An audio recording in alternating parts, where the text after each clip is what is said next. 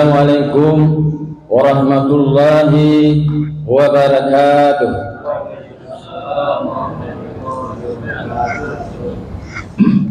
Alhamdulillah rabbil alamin, wassalatu wassalamu ala asyrofil wal mursalin wa ala alihi wa sahbihi ajmain. Amma ba'd. Alhamdulillah wa syukurillah, pada malam hari ini kita masih bisa hadir di tengah-tengah di dalam masjid kita Al-Muttaqin. Mudah-mudahan kita semua yang ada di dalam ini dilindungi Allah Subhanahu wa taala. Shalawat dan salam marilah kita kirimkan ke Nabi besar kita, Nabi besar Muhammad sallallahu alaihi wasallam, dengan ucapan Allahumma shalli ala sayyidina Muhammad wa ala ali sayyidina Muhammad. Alhamdulillah, setelah kita melaksanakan salat maghrib berjamaah tadi, saat ini kita sebentar lagi insyaallah akan mendengar tausiah dari Bapak Ustaz kita, Bapak Ahmad Rasidin SAG. Alhamdulillah, beliau sudah hadir di tengah-tengah kita. Untuk itu mewakili jamaah kepada Pak Ustaz, kami ucapkan terima kasih yang sebesar-besarnya atas kehadirannya. Semoga Pak Ustaz dalam lindungan Allah Subhanahu wa taala dan diberi kesehatan selalu. Amin ya rabbal alamin. Mungkin itu saja yang dapat kami sampaikan. Lebih kurang kami mohon maaf. Kami langsung saja jemput Pak Ustaz agar bisa memberi tausiah kepada kita semua. Pak Ustaz, kami persilakan dengan segala hormat.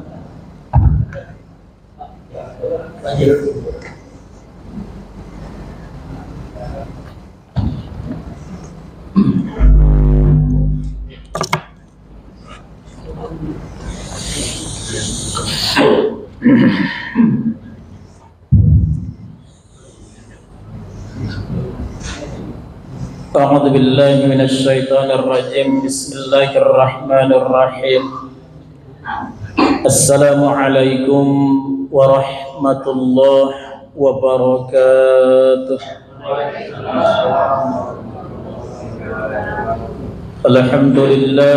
Alhamdulillahilladzi 'allamal insana ma lam ya'lam. Asyhadu an la ilaha illallah wahdahu la syarika lah. Asyhadu anna Muhammadan 'abduhu wa rasuluhu alladzi la nabiyya ba'dah. Allahumma salli wa sallim wa barik ala sayyidina Muhammadin wa ala alihi wa ashabihi ajma'in. Qala Allah ta'ala fi Qur'anil Karim, a'udzu billahi minasy syaithanir rajim. Bismillahir rahim. Rabbi shrah li sadri wa yassir li amri wahlul 'uqdatam min lisani yafqahu qawli. Mari sama-sama kita bersyukur kehadirat Allah dengan mengucapkan alhamdulillah. Pada malam ini kita dapat bersama-sama di masjid yang sangat kita cintai ini. Mudah-mudahan dengan doa, tadi saya didoakan oleh Bapak protokol, sekarang Bapak-bapak saya doakan. Mudah-mudahan jamaah kita yang hadir malam hari ini, Allah panjangkan umurnya dengan keberkahan, Allah mudahkan rezekinya, Allah kuatkan imannya, dan Allah berikan kesehatan jasmani dan rohani kepadanya dan kepada seluruh keluarganya. Amin ya rabbal alamin. Berselawat serta salam sama-sama kita hadiahkan kepada Nabi kita besar Muhammad sallallahu alaihi wasallam. Allahumma salli ala Muhammad wa ala ali Muhammad. Yang sama-sama kita muliakan Bapak Imam kita, alim ulama, tokoh masyarakat, pengurus masjid, Bapak serta Ibu hadirin ma'al hadrat rahimakumullah. Sejenak menanti sholat isya. Waktu kita tidak terlalu panjang ya Pak. Kita awali pengajian kita ini menyambung pengajian kita bulan yang lalu, di mana pada bulan yang lalu kita sudah membicarakan hadis baginda Rasulullah sallallahu alaihi wasallam tentang larangan orang atau seorang perempuan untuk musafir yang jauhnya 1 hari 1 malam tanpa ada muhrim, dan bermacam-macam yang sudah kita bicarakan pada bulan yang lalu. Malam ini coba kita lihat dulu tentang muhrim itu apa. Kalau nanti Bapak sampai di rumah, bisa Bapak melihat di dalam surah An-Nisa ayat 22 dan 23. Di situ jelas tentang muhrim itu. Di dalam, saya coba tadi melihat literatur dalam ilmu fikih.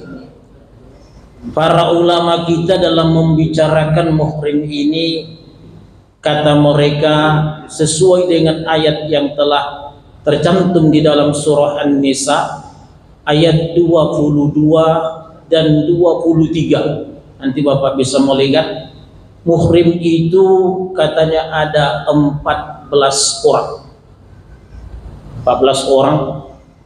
Yang 14 orang itu dibagi kepada 4. Pertama adalah 7 daripada 14 orang itu muhrim disebabkan keturunan. Yang kedua, 2 dari 14 orang itu muhrim dikarenakan sesusuan atau persusuan. Yang ketiga, muhrim ada 4 yang tergolong kepada muhrim itu disebabkan pernikahan. Dan yang terakhir adalah tidak bolehnya mengumpulkan 2 orang yang muhrim pada satu pernikahan. Nanti kita diskusikan atau kita bicarakan. Saya mohon maaf kalau seandainya nanti kurang tepat, mohon dikoreksi dan kita berdiskusi. Di dalam ayat Al-Qur'anul Karim, kata Allah awalnya adalah hurrimat alaikum ummahatukum. Itu awal ayatnya. Pada ayat ini, dalam ayat surah An-Nisa ayat 23 ini, terdapat beberapa yang muhrim di situ, dan ini yang dijelaskan ulama kita. Pertama, kita lihat dulu 7 orang dari pihak keturunan. Artinya dia jadi muhrim saya karena dia satu nasab dengan saya, ada aliran darah dengan saya. Pertama adalah di dalam Al-Quran itu ibu. Ibu bagi seorang anak yang namanya ibu itu adalah muhrim, dan ibu ataupun dan ibunya, ibu dari ibu, nenek. Nih terus nih berjenjang, nenek, kemudian ibu dari bapak. Ini ibu dulu, ibu dari ibu, kemudian ibu dari bapak, dan seterusnya sampai ke atas. Misalnya ini adalah orang tua saya. Orang tua saya ini punya ibu, kemudian ibunya masih punya ibu lagi, sampai dia ke sana, ke awal silsilah nantinya. Nah, ibu saya ini punya ibu, dan ibunya pun punya ibu lagi. Ayah saya ini punya ibu, dan ibu dari ayah saya ini punya ibu dia sampai ke atas. Saya disebut muhrim untuk dia. Nabi. Hah? Nabi awal. Ya sampai ke awal. Kalau kita telusuri nanti panjang. Nah, kemudian yang kedua adalah pada ayat itu anak dan cucu seterusnya ke bawah. Saya punya anak. Anak saya ini muhrim bagi saya. Kemudian anak saya ini punya anak, berarti cucu bagi saya. Cucu saya ini punya anak lagi, cicit bagi saya. Sampai ke bawah, yang namanya saya tetap muhrim baginya.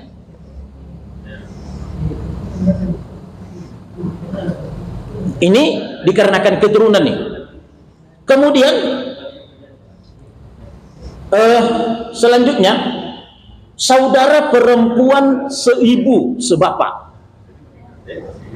Udah pasti kan? Saya punya adik, saya punya saudara saya perempuan.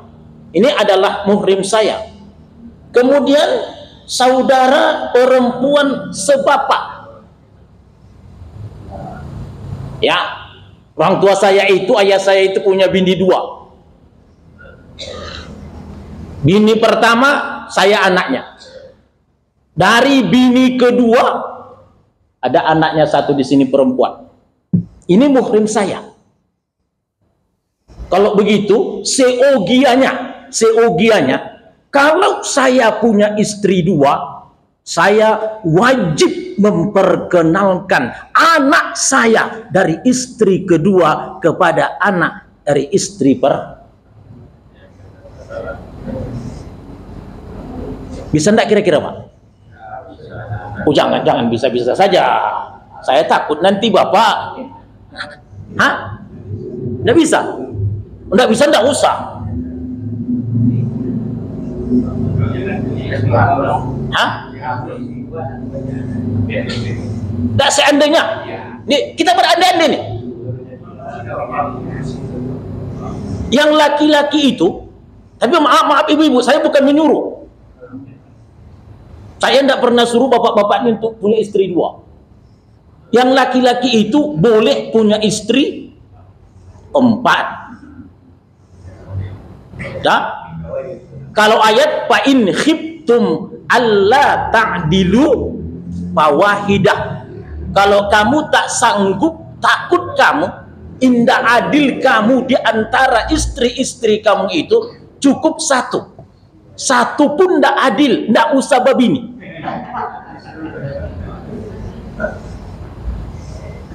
Kan kadang-kadang kan tidak adil kita, Pak. Untuk rokok kita saja 100.000 per hari, nggak mau kurang. Untuk bini kita berapa kita kasih per hari untuk dia? Yang Bapak kasih 100.000 itu bukan untuk dia, untuk saya, untuk anak saya, untuk dimasak di rumah. Tapi bukan bapak-bapak di sini.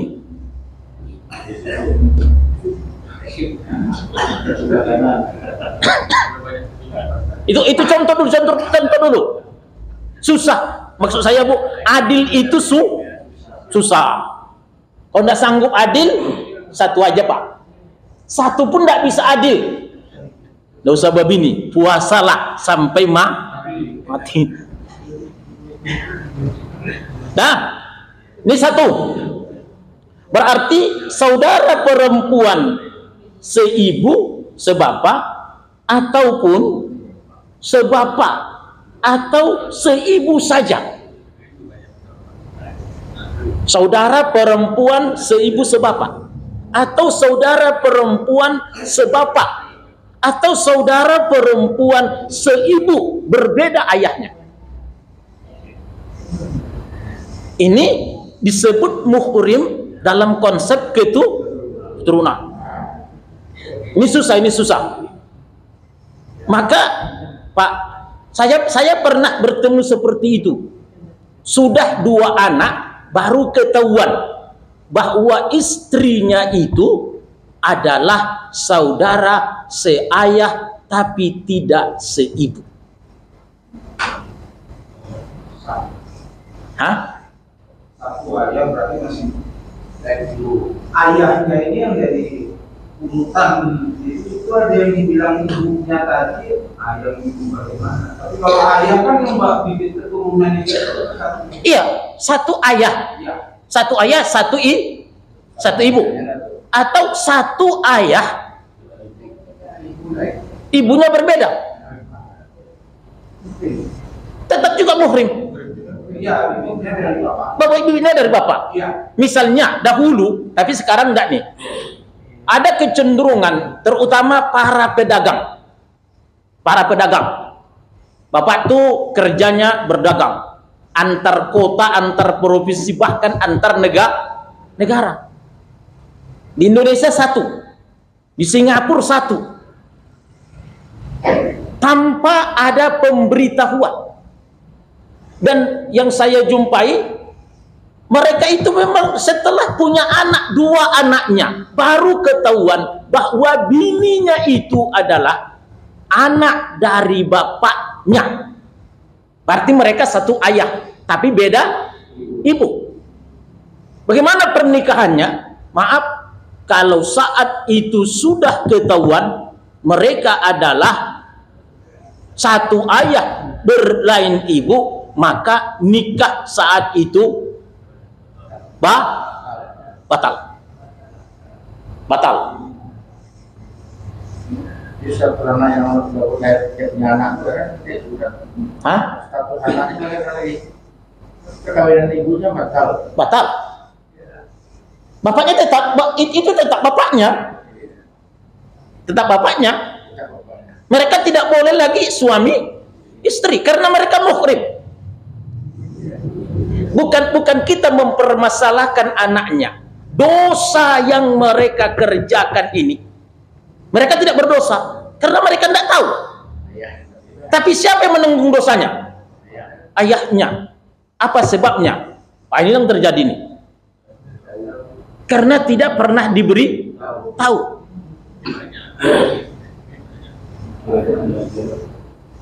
Ya mudah-mudahan jangan terjadi lagi, Bu. Tapi ini akan bisa terjadi nih. Bisa terjadi. Apabila kita punya istri 2, tapi kita tidak pernah memberitahukannya kepada istri yang pertama, kepada anak-anak kita. Akhirnya kita bilang, "Nak, saya punya ibu kamu satu lagi di sana. Anak saya di sana 2. Ini nama-namanya." Itu berarti saudara. Kalau seandainya pada istri yang pertama itu laki-laki, istri kedua adalah anak perempuan, ketika bapaknya ini meninggal dunia, inilah yang berhak menjadi walinya ketika nikah, karena dia walina.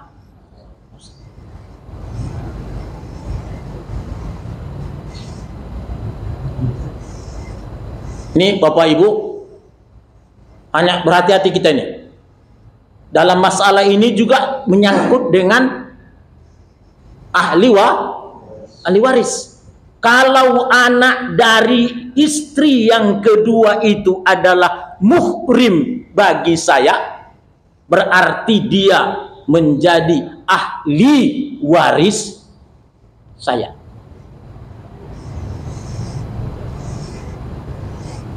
Saya kasih contoh lah. Ini istri pertama, kaya di sini. Istri kedua ini tak punya harta.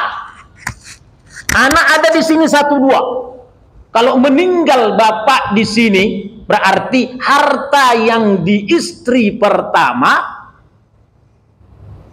berhak anak pada istri kedua berhak menjadi ahli waris. Bisa enggak Bapak Ibu kasih misalnya? Hah? Pak. Kan anaknya juga dia. Hah? Kan anaknya juga dia. Iya, kira-kira istri kita pertama itu mau enggak memberikan itu?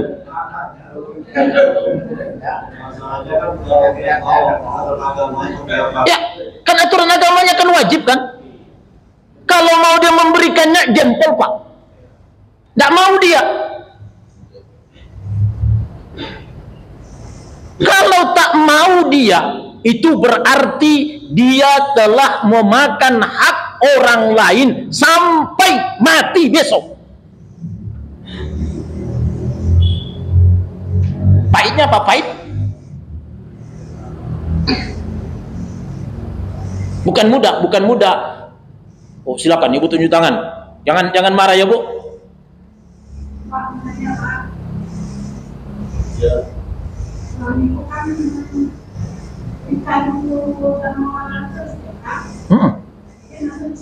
Ya.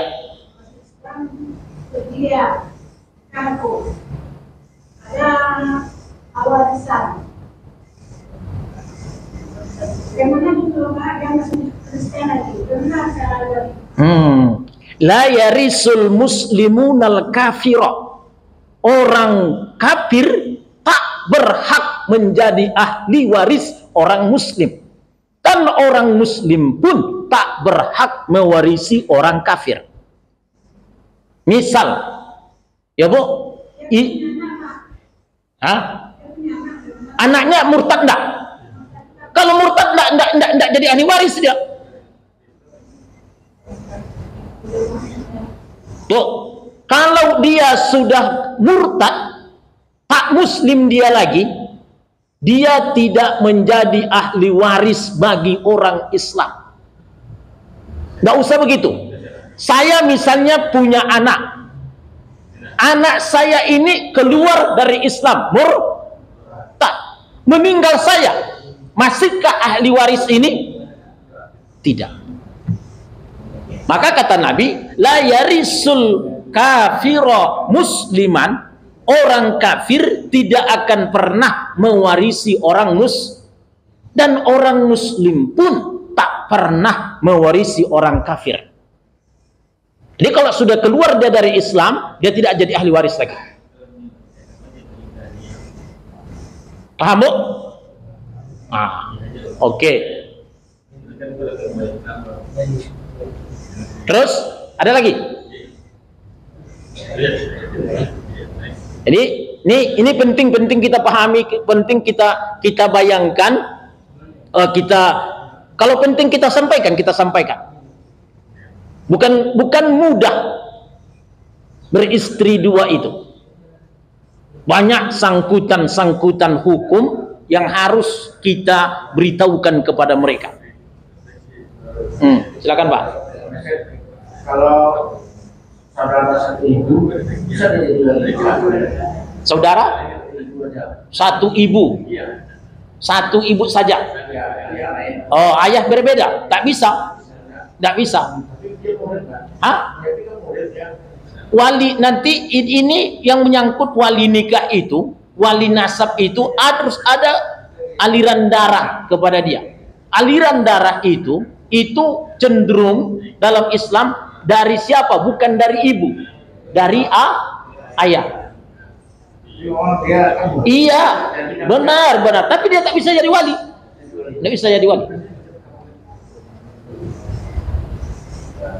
Sudah? Nah, Bapak Ibu. Jadi saudara perempuan seibu, sebapak, atau saudara perempuan sebapak, atau saudara perempuan seibu saja, berarti berbeda ayahnya. Ibunya sama-sama ibunya, tapi dia orang tuanya atau ayahnya berbeda. Kemudian lanjut. Kemudian saudara perempuan dari bapak. Saudara perempuan dari bapak. Misalnya ayah saya punya saudara perempuan. Saudara perempuan dari ayah saya itu adalah muhrim bagi saya. Ini dia. Ini ayah saya punya saudara perempuan. Saya dengan saudara perempuan ini muhrim. Tapi seandainya saya punya anak dan dia pun punya anak. Bu, saya punya anak dan dia pun punya anak. Anaknya dengan anak saya boleh untuk menikah? Boleh atau tidak? Boleh. Kalau sama kampung saya namanya boru tulang. Pulang ke bako. Jadi kalau kampung saya baru tulang namanya. Kalau ingin nasab keturunan itu berkepanjangan, tak putus dia, maka salah satunya jalannya, bahasa kampung saya, menyunduti. Kalau bahasa orang rumah saya, pulang ke bako. Tapi saya sebagai saudara ayah ini, anak saya kepada mereka tetap muhrim. Lanjut, nanti kita coba berbicara dengan itu. Jadi saudara perempuan dari bapak. Kemudian yang kelima, saudara perempuan dari ibu. Ibu saya. Nah, ibu saya ini punya saudara perempuan. Apa namanya? Tante namanya. Jadi tante saya ini muhrim bagi saya ini. Kadang-kadang kan muhrim ini ada muhriman. Tahu muhriman Pak? Saya perempuan, saya datang dengan bapak tuh, Pak, bapak jadi muhrim saya yo, kata bapak tuh, yo. Mana bisa? Tak bisa. Kalau kita melihat konsep Al-Quran, tak ada muhriman. Yang ada itu muhrim. Nah, jadi kalau saya datang dengan bapak, saya perempuan nih, Pak, apa jadi muhrim saya yo? Mau pergi mana? Mau pergi ke Singapura, bapak muhrim saya. Kata bapak tuh, yo, tapi ang jadi bini dia. Nah, jadi bapak ibu, saudara perempuan dari bapak, saudara perempuan dari ibu, kemudian anak perempuan dari saudara laki-laki. Anak perempuan dari saudara laki-laki. Saya laki-laki, adik saya ada laki-laki. Anak dari adik saya ini perempuan, ini muhrim saya nih. Bahkan ini pun muhrim bagi anak saya. Ya, saya punya anak laki-laki, kemudian dia punya anak perempuan. Ini namanya saya dengan anaknya muhrim, anak saya dengan anaknya muhrim. Wali pun bisa wali nasab. Nah, apalagi selanjutnya?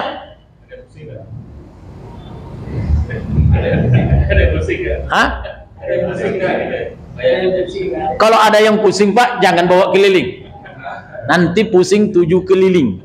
Kira-kira, makanya saya contohkan tadi. Anak perempuan dari saudara laki-laki. Saya punya kakak, kami punya, ya, saudara saya ada satu laki-laki. Kemudian saya nikah dan dia pun nikah. Dia punya anak. Saya dengan anaknya muhrim. Sekarang saya punya anak. Anak saya dengan anaknya muhrim. Nah, sampai ke bawah. Turun terus. Asalkan masih ada darah, hubungan darah. Nah, nanti kita ceritakan. Kalau itu namanya ganti tikar, ya ganti tikar boleh. Yang tidak boleh pakai tikar orang.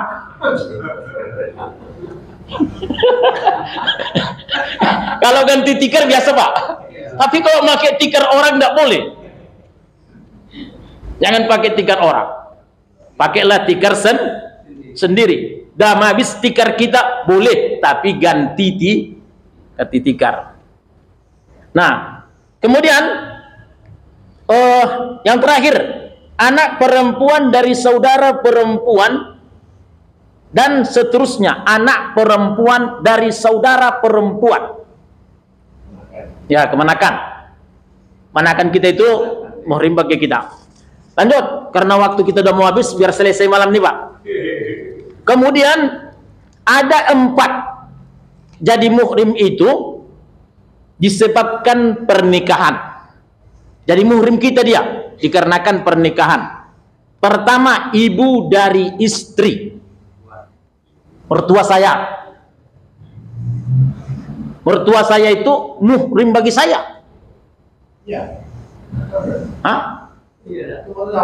Iya, jangan pula gara-gara mantang-mantang mertua masih ranca kan?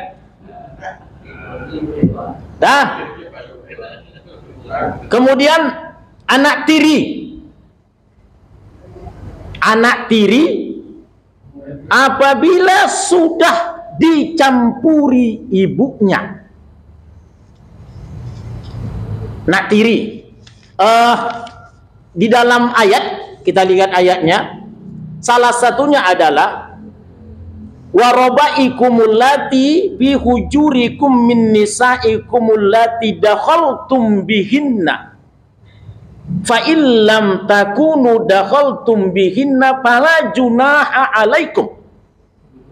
Anak tiri kamu yang sudah kamu pergauli ibunya. Kalau seandainya belum kamu pergauli ibunya, maka tidak ada halangan, tidak ada dosa, boleh kamu nikahi anaknya. Misalnya begini, saya nikah dengan ibu tuh bawa anak perempuan. Dah, jam 11 nikah. Rupanya Bu lebih rancak anaknya ketimbang ibunya. Dah. Jam 11 nikah, tengah 12 saya ceraikan dia. Satu jam saya mengkode anaknya. Kata anaknya, saya mau ganti ibu. Saya ceraikan ibunya. Belum saya bergaul, saya ceraikan ibunya, belum saya bergaul dengan dia. Saya nikahi anak tuh. Boleh. Tapi kalau sudah saya berhubungan dengan dia, anak tiri saya itu jadi muhrim bagi saya. Haram. Ya? Hah? Tak ada dalam Hah? Anak ini dibesarkan atau tahunnya? Iya. Sama dengan Nabi.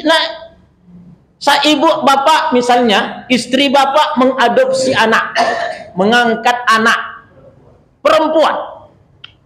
Ibu asuh istri bapak yang mengasuh dia dari kecil.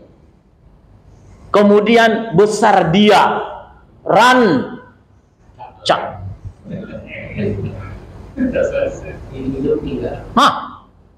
Ibu tinggalkan istri bapak yang pertama, nikah dengan anak tadi.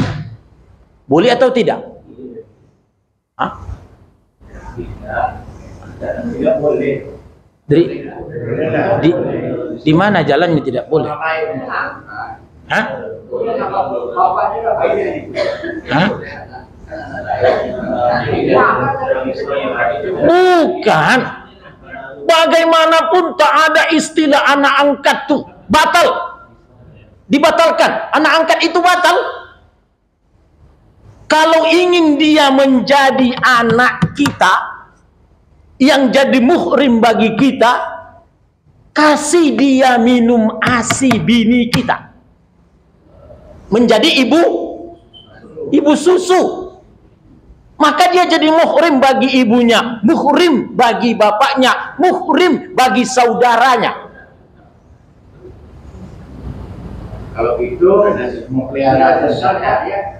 Kalau kita sudah maju kita udah nikahi, dia kita nikahi dia. Boleh. Maksudnya Pak? Nah, sekarang kita punya anak gitu. Saudara kawin dengan istrinya, dia anaknya ada lagi. Karena maknya udah tua, kamu udah tua sudah anak kamu dia menikah dia. Boleh kan? Boleh. Sekarang gini Pak, saya kasih contoh nih ya. Saya kurang paham juga nih nantinya. Saya nikah, ya Pak. Kemudian saya tak punya anak, saya adopsi anak, betul? Saya adopsi anak. Saya angkat dia jadi anak angkat. Dah? Kemudian bini saya lah tua. Yuk Pak, anak angkat Denran, boleh enggak kemari? Boleh.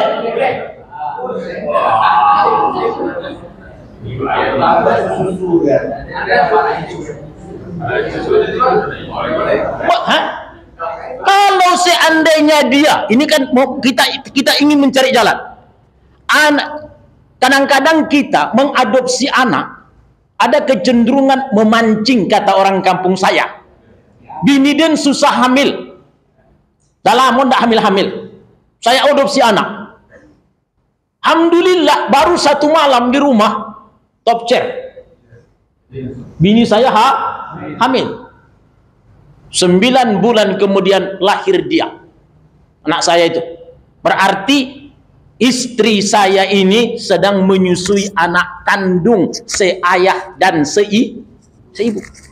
Agar ini anak yang saya adopsi tadi, agar jadi muhrim saya, muhrim bagi suami saya kasih dia ASI.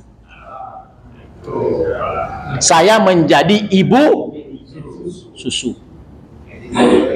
Dan suami saya menjadi bapaknya. Mereka muhrim. Anak saya ini pun yang baru lahir ini jadi muhrim bagi dia karena saudara sesusuan. Aman.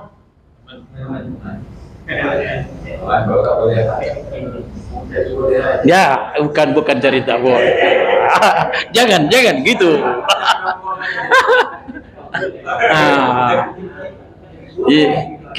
Ini kan memperjelas. Jadi Bapak Ibu, kadang-kadang kita butuh barang untuk memperagakan itu, kita butuh agar bisa kita pahami. Nah, lanjut. Jadi Ibu, Bapak, anak tiri tadi. Pertama tadi yang menjadi muhrim kita dikarenakan pernikahan, pertama ibu dari istri mertua. Kemudian anak tiri apabila sudah campur dengan ibunya. Berarti kalau belum campur tidak ada permasalahan. Kemudian istri dari anak.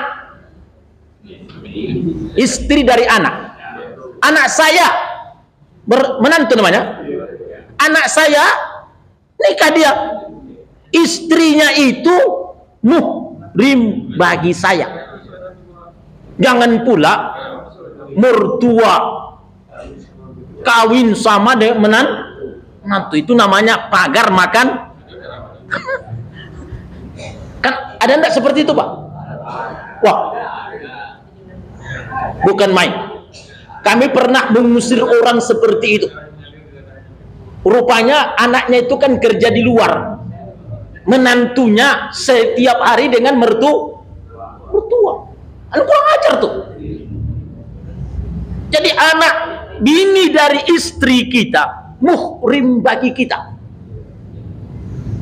Ustaz, kalau zaman sekarang kan tahun dulu kita ada gitu ya. Apa ya Pak? Yang mana ada khusus saya tanya saya lagi.